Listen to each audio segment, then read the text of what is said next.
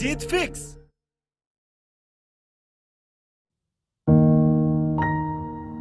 रातें बड़ी कमाल की चीज होती हैं, कभी टिकती नहीं तो कभी कटती नहीं।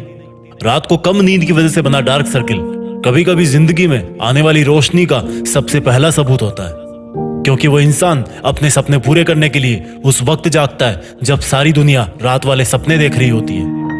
कई लोग ब्रेकअप से दुखी है, कोई धोखा खा रहा है, कोई चीट कर रहा है, कोई इग्नोर कर रहा है तो कोई रातें खराब कर रहा है। रात में किसी और इंसान के इश्क में जगोगे तो कोई गारंटी नहीं कि सुबह खुल के मुस्कुरा पाओगे या नहीं, लेकिन अगर रात को किताबों के लिए जगोगे तो सुबह एक सुकून भरी मुस्कान होगी।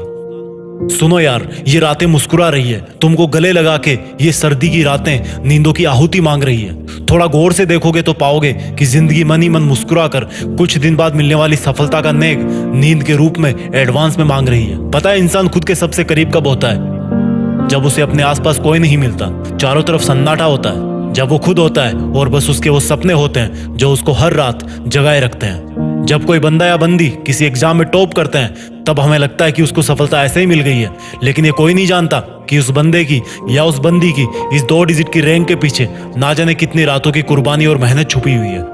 कोई नहीं जानता कि इस टॉपर स्टूडेंट ने रंगीन दुनिया से नजर हटा के सिर्फ अपनी ब्लैक एंड व्हाइट किताबों पर ध्यान दिया था। ब्लैक एंड व्हाइट किताबें जो दिखने में जितनी रंगहीन और बोरिंग होती है, वो उनसे प्यार करने वाले और पढ़ने वाले की जिंदगी में उतना ही ज्यादा रंग भरती है। ठीक उसी प्रकार से ये रातें भी सिर्फ काली दिखने में होती है, लेकिन वो इसलिए काली होती है क्योंकि वो अपनी चमक रातों में मेहनत करने वालों की जिंदगी के लिए बचा के रखती है।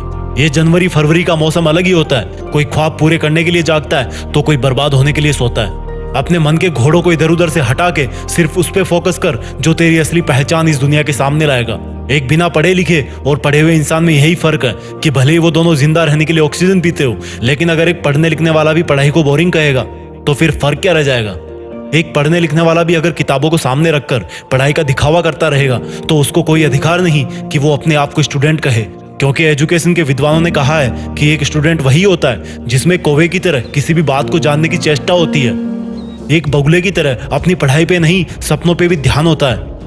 वो एक कुत्ते की तरह हमेशा चौकन्ना होकर सोता है, जितनी जरूरत हो उससे थोड़ा कम खाना खाता है और घर से दूर रह के भी पढ़ाई कर सकता है। जिस बंदे में ये 5 लक्षण होते हैं वो एक आदर्श विद्यार्थी होता है। इनके अलावा एक और गुण मैं इस जीत फिक्स के माध्यम से विद्यार्थियों के साथ जोड़ना चाहता हूँ। वो एक सच्चा देशभक्त होना चाहिए। उसको देश में अपना नहीं बल्कि दुनिया में देश का नाम करना चाहिए।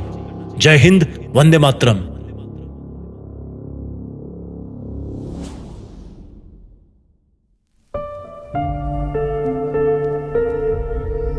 जीत फिक्स।